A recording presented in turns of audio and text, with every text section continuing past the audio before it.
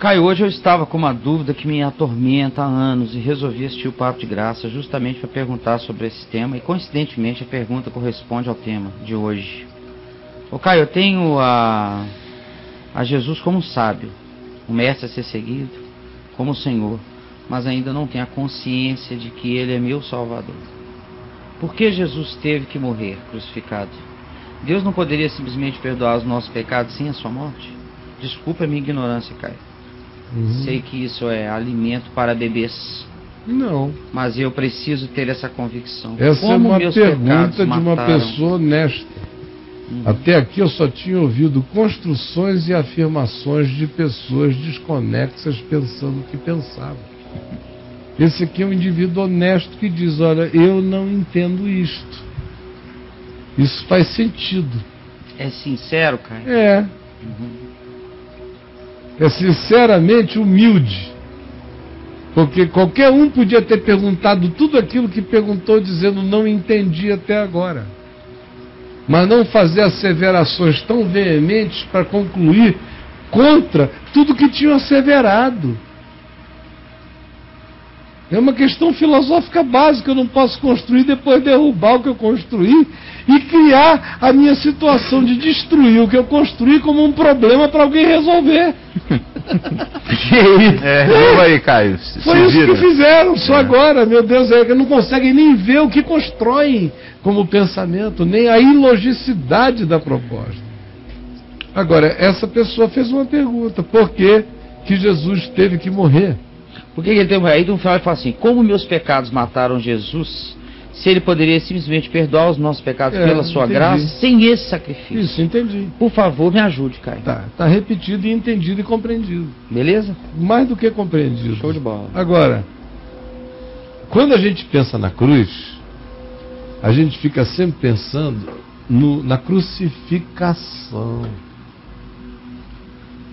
no arquétipo, na simbolização, nos romanos, nos pregos, nos cravos, na cenografia, na morte. O que foi que houve aí, meu Deus? No violão. Não, eu não pensei no violão, não estou pedindo para ninguém pensar por mim. Então, está aqui, na crucificação, sem distração, sem violão, está aqui. É como a gente pensa. É ou não é? Porque nós somos gente do tempo-espaço, da linearidade. São poucas as pessoas que têm uma mente maior, que conseguem olhar para a cruz de Jesus e ver uma convergência supra-histórica, ver passado, presente, futuro, fazendo a convergência que Jesus disse que aconteceria quando o Filho do Homem for levantado da terra na cruz, atrairá todos a Ele. Não eram todos os contemporâneos, é tudo e todas as coisas. É como Paulo diz aqui em Colossenses: porque Deus determinou que no sangue da sua cruz, de Cristo, Ele reconciliaria consigo todas as coisas, quer nos céus, quer sobre a terra, as visíveis, as invisíveis, quer principados, quer potestades, quer soberanias, todas as criações, todos os universos, todos os multiversos convergindo para a cruz. Mas a mentalidade religiosa do Cristo crucificado, pregado ali, já aprisiona e minimaliza, religiogiza, e fica apenas aquele Tiradentes derramando sangue. Derramando sangue há 2000 anos atrás, pingando sangue. E a gente fica olhando para aquilo ali dizendo: tu morreste por mim, tu morreste por mim, tu morreste por mim. Depois de um tempo não faz sentido.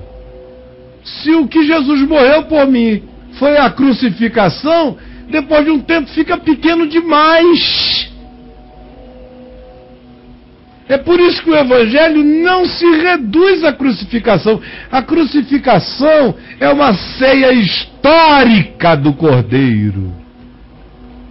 A crucificação é um movimento litúrgico do Cordeiro na história, porque o Cordeiro de Deus, o verdadeiro Cordeiro, derramou o seu sangue antes que houvesse sangue.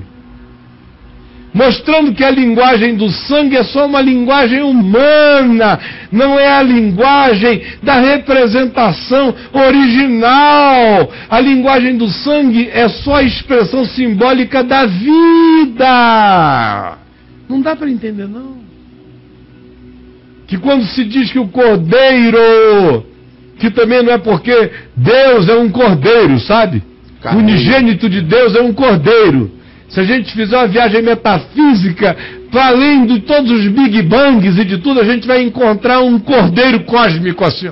Um carneirão. Um carneirão eterno. Não, é um outro arquétipo humano. Não tem nenhum carneiro no princípio das coisas. Entenda, pelo amor de Jesus, entenda. Quando se diz que o Cordeiro derramou, deu a sua vida antes da fundação do mundo por todas as coisas, não é porque antes de Deus criar a luz, Ele criou o sangue. Imaginaram? A primeira criação de Deus é um sangue pingando no nada. Pim, pim, pim. Não foi isso. Quando se diz que, quando se fala de sangue, se está falando de vida. Quando se está falando de vida, se está falando de algo que nenhum de nós tem linguagem para descrever. Com certeza. Então, quando se diz que antes de haver crucificação, que foi outro dia, 2000 anos atrás, é outro diazinho ali, tem alguns minutos, comparado com os bilhões de anos do universo, outro dia. Se diz que antes de haver história, antes de haver tudo, o Cordeiro, que eu repito, é um arquétipo humano para designar o indesignável, deu a sua vida, se entregou para criar todas as coisas. Por quê? Porque a tua mãe teve que dar vida para você nascer, meu filho. Quando teu pai foi lá e vupo, o que saiu dele? Vida para você. Era menos pai para ser você. Era menos algo da tua mãe para ser você. Ora, quando a criação foi acontecer, Deus ovulou em Cristo a vida. Também não fiquem pensando no útero metafísico. Isso, cara. Pelo amor de Deus, são linguagens, são formas, são expressões. Porque não é possível gerar vida sem dar a vida. Ora, para criar, Deus morreu, no sentido de que para fazer qualquer coisa, todo mundo que faz morre. Quando um artista faz um quadro, ele morre, meu amigo. Quando um escritor escreve um livro, ele morre. Quando eu venho aqui, abro a minha alma e prego, uma parte de mim se foi. Eu cresci no espírito, mas tem partes de mim que não voltam mais, estão dadas. Para surgir alguma vida em você, eu tenho que abrir mão de alguma coisa em mim. Está saindo energia, emoção, vitalidade, neurônio, tudo está vazando aqui para você ter uma vida. Não se transfere vida sem dar. Então esqueça o líquido. Esqueça o cenário da crucificação. Nós somos salvos pela doação da vida de Deus. O que é graça? É favor imerecido, é dádiva de Deus, é amor de Deus, é suprimento de Deus, é perdão de Deus. Tudo isso, a cruz é só simbolização. Você foi perdoado antes de haver mundo, sem uma gota de sangue ter sido ainda derramada na história, que só veio acontecer no tempo que aconteceu há 2000 anos atrás. Mas o perdão já estava garantido antes de se criar uma célula de sangue, antes de haver mundo, antes de haver átomo, antes de haver qualquer coisa. Será que não dá para vocês entenderem de uma vez para sempre? Se não der para entender pelo Evangelho, pelo menos vão estudar física, que pode ser que vocês entendam. Ai! E vão dizer que eu estou irritado. Queria ver quem é que troca de lugar comigo aqui, fica respondendo há 40 anos as mesmas coisas e aguenta. Vocês não sabem de nada, meus filhos. Sejam humildes e quebrantados de coração e respeitem o seu amigo, porque eu trago no corpo as marcas de Jesus e vocês não sabem nem o que é isso.